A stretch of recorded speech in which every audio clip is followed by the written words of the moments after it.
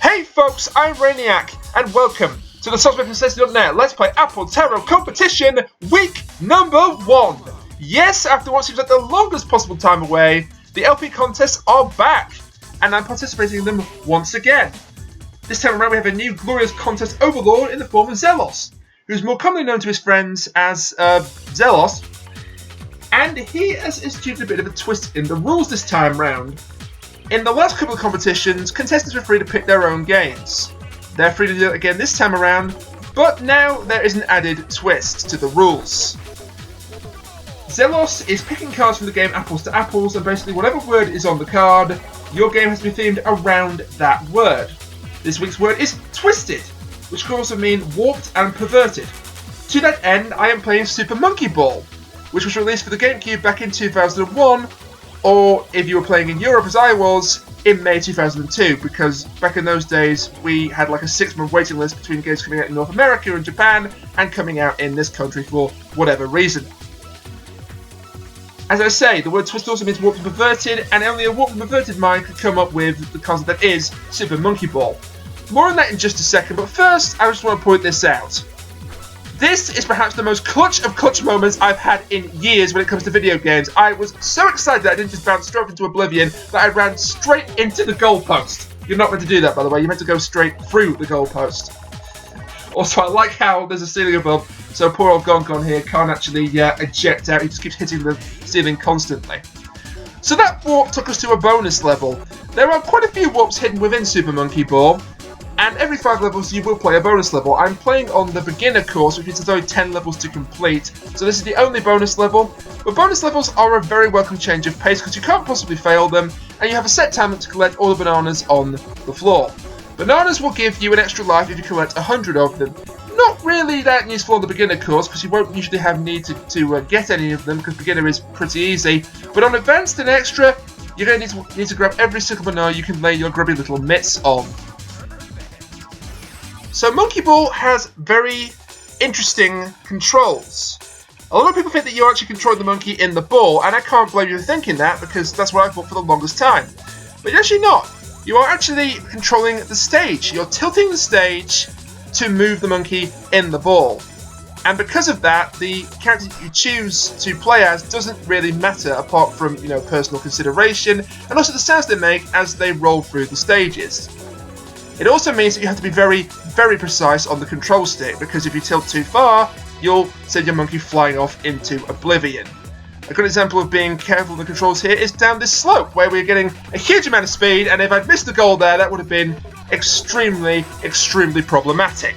As it was, I didn't do too badly. As I say, the opening stages are not that difficult, but this game does a wonderful job of increasing the difficulty curve fairly, and I would say organically. Also, on this stage, I did a fantastic job avoiding every single banana I could find.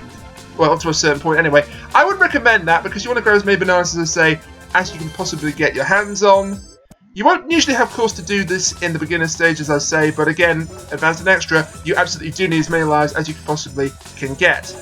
And there is actually an added bonus to playing this game extremely well, because if you manage to go through a set of stages without losing a single life, you'll go to the extra stages, which are double tough. Also, it's nice that this stage is paying tribute to the former presidential candidate Bob Dole.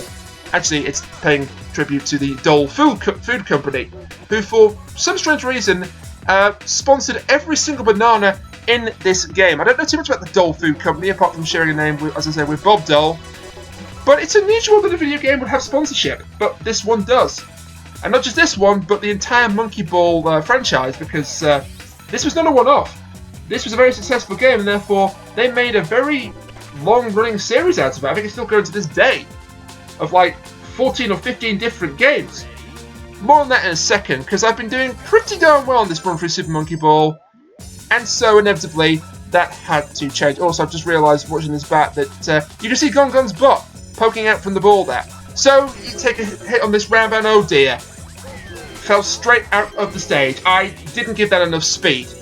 I wasn't tilting the control stick forward enough to give myself enough speed, so let's try that again. Let's get up to the ramp. Let's roll down this slope here. This time tilt the control stick all the way, make the jump, and roll back into oblivion. Yeah, that time I tilted the control stick too much. So this is a very valuable lesson in Super Monkey Ball. You don't want to go crazy on the controls. You need to take it nice and calm, nice and slow, and very controlled and precise. I liken it basically, also there's a one-up, I liken it basically to driving a car. When you're driving a car, you want to make very subtle, almost no movement of the steering wheel. Unless, of course, you've got to violently swerve out of the way of an idiot on the wrong side of the road, but assuming you're just driving normally and there's no idiots to speak of, you want to just take it very nice and calm, just turn the wheel at minimal angles. And it's kind of the same with Super Monkey Ball. The faster you tilt the control stick, the faster the stage will tilt, and you're going to get into difficulty here. This then is the final floor of the beginner's course. It's kind of tricky. It introduces you to the fact that Monkey Ball has these very thin ledges that you have to roll down. Although this is nothing compared to the extra stage, because oh boy, that is just evil in terms of difficulty and what they expect you to do.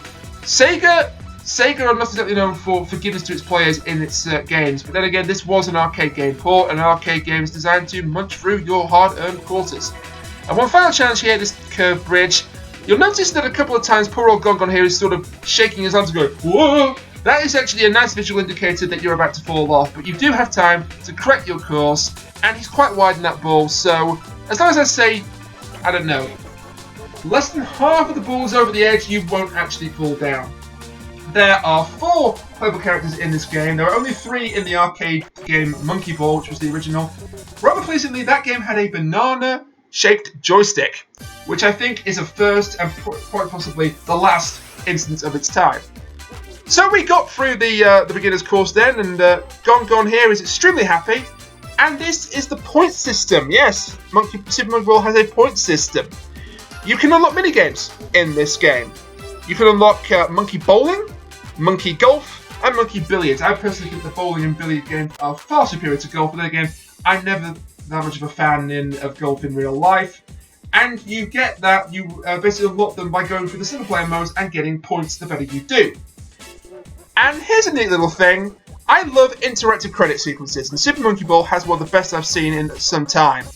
You roll your monkey through a flat stage while the credits are literally trying to kill you.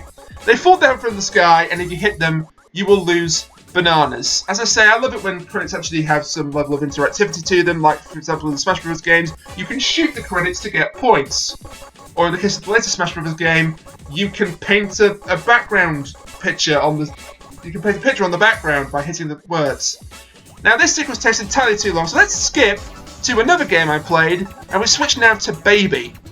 There is no difference really between the monkeys, although I do find, funnily enough, that Baby is the easiest character to control, so maybe I'm not entirely right when I say there's no difference between the characters. There is a difference in the multiplayer modes, but we're not playing the multiplayer modes, we're playing single player. Now, in the arcade original Monkey Ball, you can play as I, Mimi, and this character, Baby. And then when they ported it over to the Gamecube, they added Gongon, the character I was playing as before, who I think is my favourite monkey out of the 4 of them, just because of the loud, guttural roars he yells every time you hit something. Presumably because they wanted to give this game 4-player. This game has 4-player. It was a Gamecube launch title. It was pretty successful. It was very critically acclaimed. I think it got something like an 87 or 88% average on game review sites. Of course, that doesn't mean the game is necessarily brilliant, but from what I've played of it, I think it probably is justifiable of that review score. This is quite an easy stage, I find, although I did nearly muck it up by going far too fast again. As I say, little subtle movements, not tilting it full throttle. That will get you there every single time. And Monkey Ball went on to have quite a successful franchise career. It's spawned at least 14 or 15 different games over a number of platforms, including, believe it or not, the Nokia N-Gage. Now there's a blast from the past, which the original Super Monkey Ball actually came out on. It came out on the N-Gage and the Nintendo Gamecube. The success of Super Monkey Ball led to Super Monkey Ball 2, and the success of that game led to numerous other spin-offs and titles. There were a couple for the Wii U. I think Banana Blitz is the main one for the Wii. I haven't played all the Monkey Ball games, just 1 and 2. Now this game has no real story to speak of.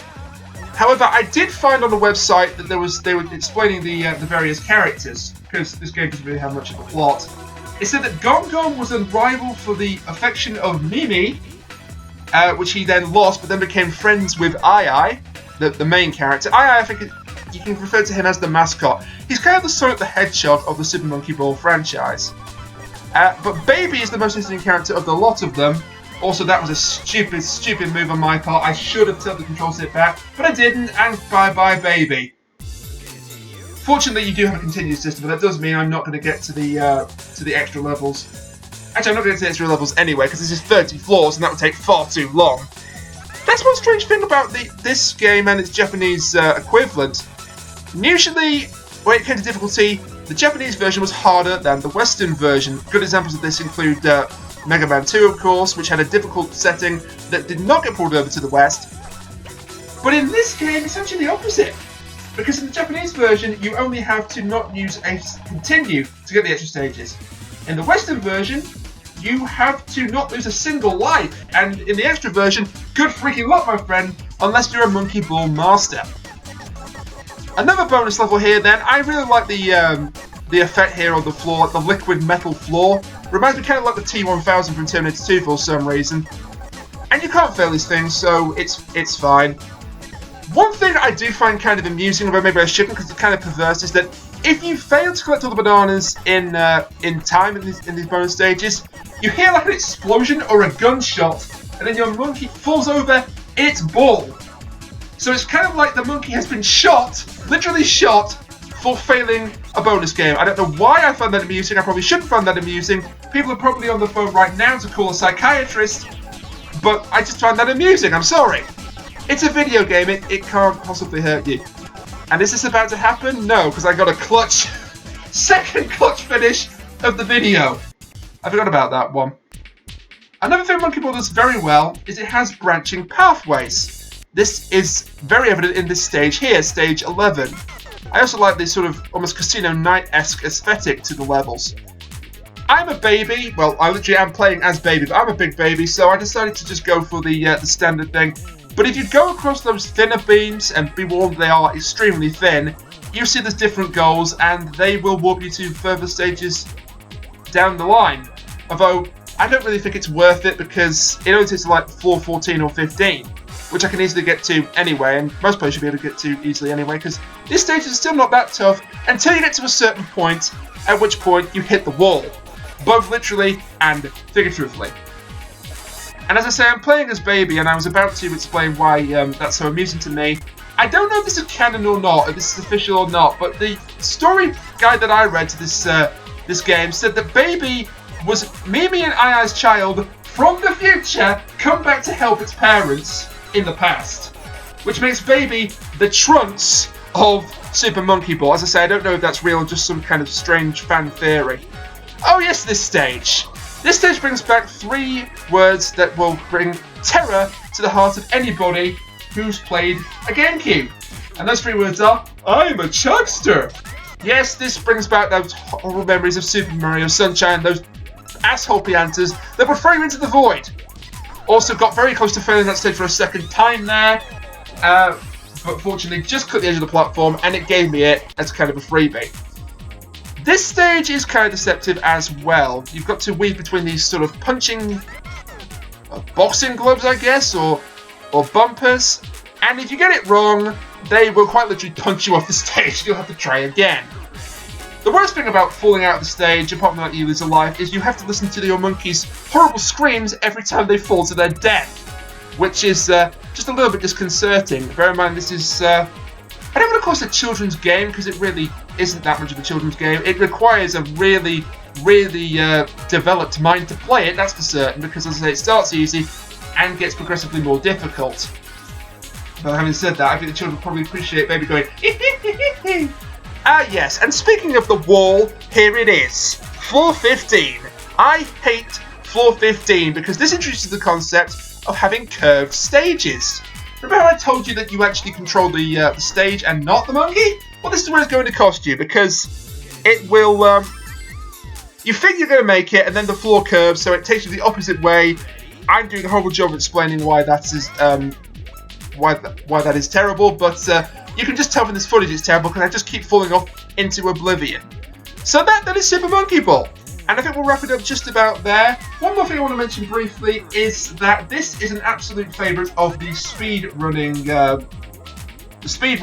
scene. there have been absolutely incredible runs of the Super Monkey Ball games, both 1 and 2, at Awesome Games Done Quick and Summer Games Done Quick. And they don't... I'm not doing them justice, is what I'm trying to say. I'm not doing them justice. Just watch some footage of a Super Monkey Ball speedrun. They pull off some incredible tricks. I was taking it nice and safe because I just wanted to get as much footage in as possible. But I think I've done I'm relatively happy with how this turned out. We shall see what happens when the scores come back. And all that remains for me to say is I've been Rainiac. I hope you enjoyed the video. And join me next time for week 2 of the Let's Play Apple Terror competition and whatever challenge Zeloz sets us next. So until then, bye for now.